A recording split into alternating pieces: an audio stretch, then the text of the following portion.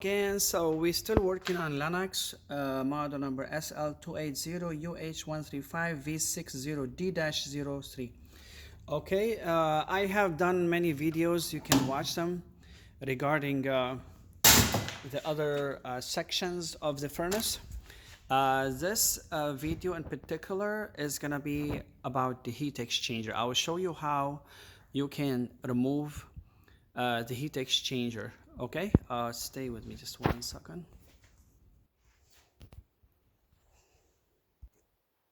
So now we're gonna go ahead and remove the heat exchanger. Now I'm gonna do another video to show you how to install the heat exchanger. So heat exchanger basically, honestly, it's very easy. I mean, it's not very easy, but it's doable. I have replaced some heat exchangers. Most technicians don't want to do that. Not because they're lazy, because there's a lot to it. And most heat exchanger come with a minimum 20 years warranty or sometime lifetime. So there are places where I was working for some people with low income, living from paycheck to paycheck, and I did replace for them the heat exchanger. And at the beginning, when I was new, when I started my business, I had to do a lot of different kind of jobs, which I don't do now, because I mean, when you are new, you just do any job, so you're gonna be busy. And I have done a lot of heat exchanger at the beginning for landlords who want to save money. They have properties and they don't care. But I did it first. Honestly, I don't do it a lot. Only when I'm doing favor for a cousin or a friend, because it's not about replacing heat exchanger. The heat exchanger, you can have it. The supply can give it to you for free, but it comes with so many attachments, and a lot of time they don't have it. So it's a lot of headache. I remember I did one for my cousin. We have to go back and forth many times, and luckily they have almost everything. So we're gonna start with it. These are the burners. This also one thing you can do when you remove, just clean it with a brush, because sometimes these can be dirty. Okay, so these are the burners chambers. That's another thing we're gonna deal with later. I mean, we already had videos, sorry about it. Okay, so first you have to remove all the attachment, which they are here, and then you can see the heat exchanger. Basically, heat exchanger, honestly, is just sitting here. These are usually all the screws that hold it. It comes off very easy, but in some cases it could be bigger and heavier. But this piece here, you see, it's a piece of the heat exchanger. That's the heat exchanger. This is a part of the heat exchanger. So I will show you how it comes off, and we can simply remove it. Okay, so just in case you're wondering, if you see the other videos, this is the burners compartment, and it has a lot of attachments. We removed them all because I was showing a lot of videos. But as far as removing the heat exchanger on your own or as a technician, you have to keep all these parts in a very, very safe and sound condition. You do not break them or something. So this is the burner assembly. It's gone. Right now we take it. Now this is basically the front of the heat exchanger. The heat exchanger comes out very easy. Again, it's not complicated. It's just sometimes it's heavy. You have to be really strong.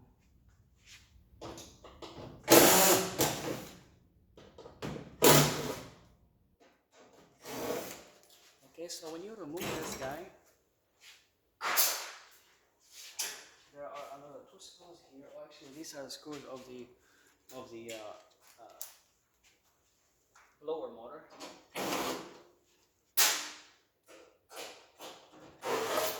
Remember, I'm scrapping this furnace, so I don't care. You don't lose any screws if you're doing it yourself. You cannot afford to lose any screws. Okay, so this is the heat exchanger. Almost loose, as you see. It's already loose, right? Still one screw in here, and then it comes off. Sometimes, some furnaces, the heat exchanger can be also mounted by some screws in the back, so you have to remove them, which is here. Actually, I can show you maybe.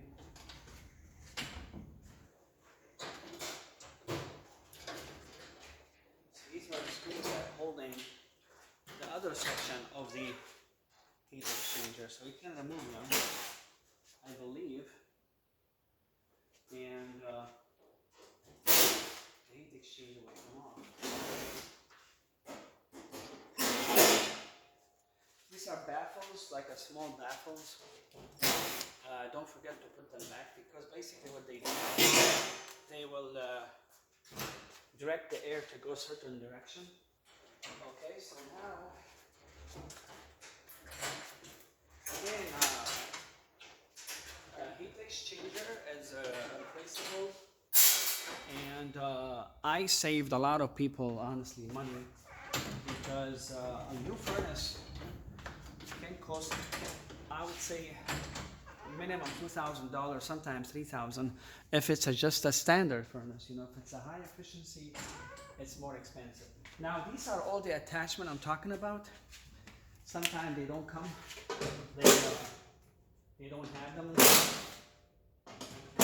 Even they offer you lifetime warranty. The problem is you can't find them.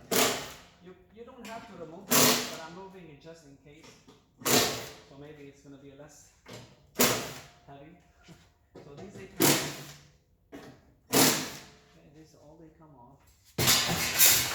Try not to breathe this, or don't touch it. You don't become airborne, because it's not very safe to smell it. You know.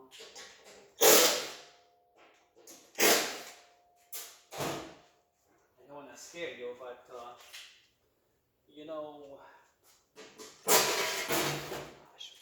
I don't know if it has asbestos. Usually the old insulation has it. So basically, as I was telling you earlier, the inducer motor that I showed you earlier, this guy that was here, what it does, it's like a vacuum. It will suck all the burners fire from here, what it's shooting. But remember, there is a path, okay? So the gas will go into this, and if you stretch that path the gas is going into it, it's like maybe 10 feet, because it goes like that and that and that. So they want to take the most of the most heat possible of the flame. So basically, this is the outlet, this is the inlet, okay? So we're gonna go ahead and see if we can remove it now. I don't see any more screws, so should be able to remove it. Yeah, I think there's something holding it.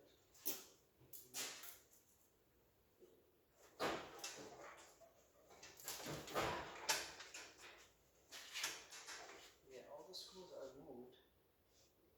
Okay, so basically what we need to do is we got a flat screwdriver. Let's see if it can, because it's stuck in here. There's something there.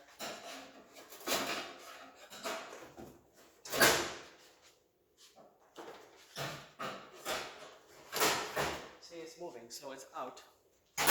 That's how it is. Usually the only problem is heavy, and I'm telling you, see, that's what it is. This is the heat exchanger, basically.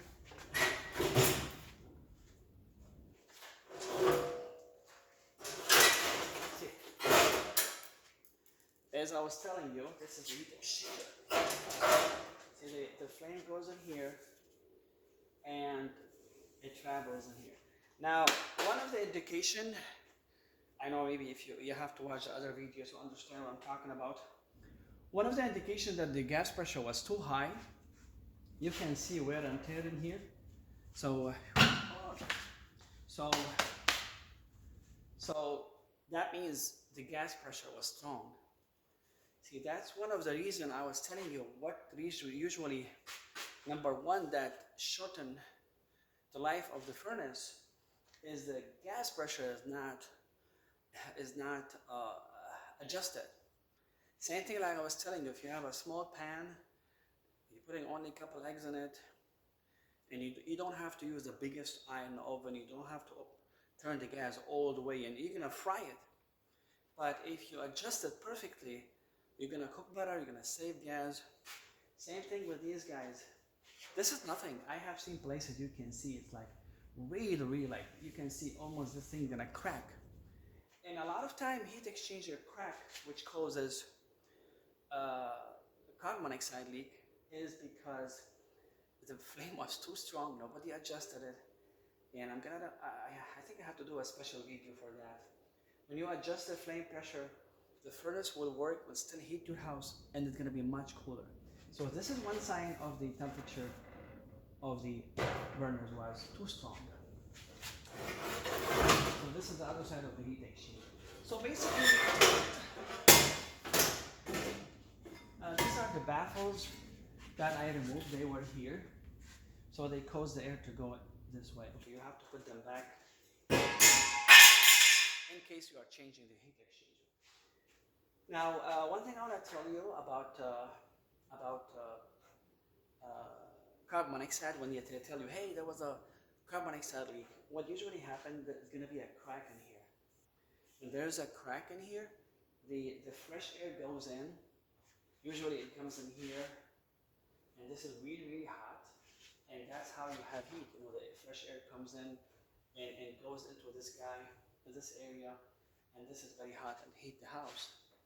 But if it's too hot or something block the airflow and this overheat, sometimes it cracks, and then when it cracks, you have heat exchanger.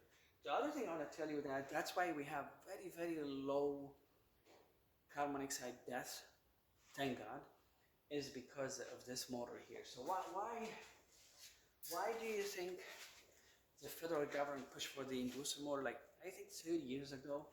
Because it's safe. Because every time this guy is sucking the flame into the heat exchanger, it's a negative pressure. So what I mean is, if there is a crack, it's very hard for the combustion to leak out and mix with the fresh air and, God forbid, kill people while they're asleep. Before this guy, we used to have a natural flow or natural fume. So what happened is the burners, they used to be long like a flute, and the burners just go naturally through the chimney. And these are really dangerous because if you have a crack, it's very easy for the flame to mix with the fresh air. So the federal government pushed for the inducer motor, which is really safer. No matter how much, a lot of time I go to houses, the crack is huge, but nobody even noticed because it's always vacuum in here. So the combustion is always sucked and pushed out.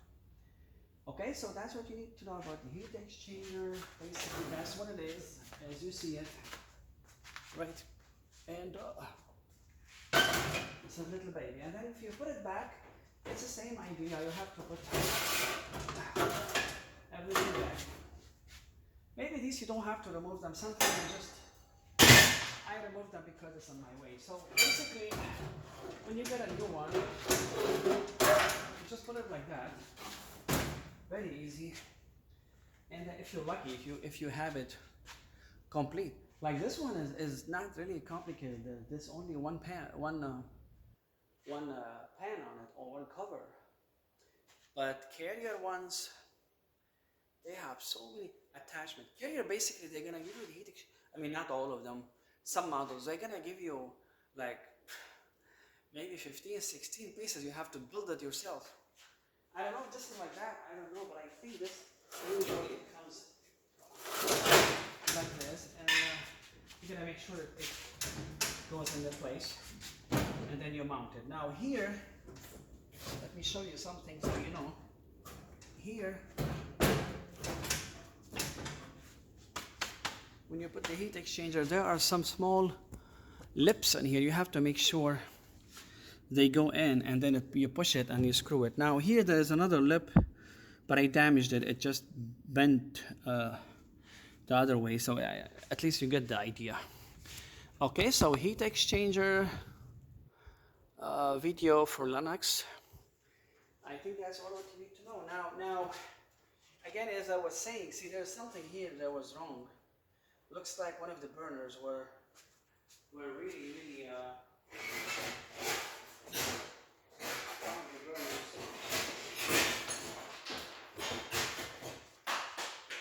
one of the burners looks like it was plugged or something. So maybe this one here, we don't know. So and that's how you have to. Sometimes I blow them with air and brush them. So anyway, what you need to know about when I was telling you the limit switch, how they'll go bad. Sometime, and especially Carrier, the 10-15 years ago, they had this model high efficiency. Now again, high efficiency has more fine paths. These are big, but the high efficiency, the distance or the length of the flame traveling is much longer and much fine. Sometimes these are very small and they all get rusted, so the flow doesn't go too strong. And then you have the rollouts, which I was showing you earlier in other movies. It keeps tripping off. Now, as you see here, there's a lot of rust. When I believe when the burners are too strong, it will cause moisture in here, and it will sweat all the time. See the rust. Anyway, I think that's enough for the heat exchanger, and I'm done with this furnace. I hope you like it. Let me know if you have any question, if you have any advice, you think something I said. I know, excuse me, I made a lot of mistakes. I know sometimes I call the inducer motor control board, and sometimes I call the motor housing control board. Again, because I'm trying to put my thoughts together, and this is my first video, so I'm nervous. I'm trying to put my my thinking together, and sometimes I have to also remember all these ideas that I have learned 26 years ago. So I'm trying my best. So I hope you like it. Thank you so much for your time. I appreciate it. If you have any question, don't forget to send me your question in a comment. Tell me what you think, and and if you have any better ideas, something that I can learn from you, that would be nice. Thank you so much. Have a good night.